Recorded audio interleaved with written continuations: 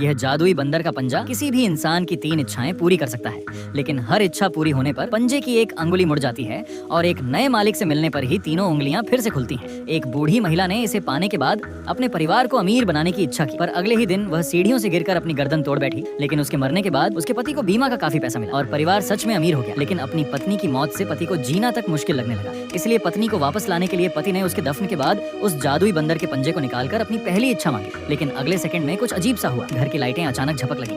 ने सच में पत्नी को आवाज में चिल्लाते हुए सुना, लेकिन अजीब बात यह है कि उसने घर के हर कोने में ढूंढा और अपनी पत्नी को नहीं मिला। केवल आवाजें सुनाई दे रही थी और कोई दिखाई नहीं दे रहा था। उस रात बूढ़ा आदमी अपने घर के श्मशान घाट में काम कर रहा था। तभी अचानक पीछे की ताबूत बिना किसी कारण बंद हो गई। वह जल्दी से आगे बढ़कर देखने लगा, लेकिन जैसे ही उसने मुड़कर देखा, उसने अपने मरी हुई पत्नी की परछाई देखी। ये समझते हुए कि उसकी पत्नी शायद फिर से जिंदा हो गई है, वह तुरंत कार लेकर कब्रिस्तान पहुंचा और अपनी पत्नी की कब्र खोदने के लिए फावड़ा उठा लिया। लेकिन जैसा कि उम्मीद थी, खुदाई के बाद उसने सच में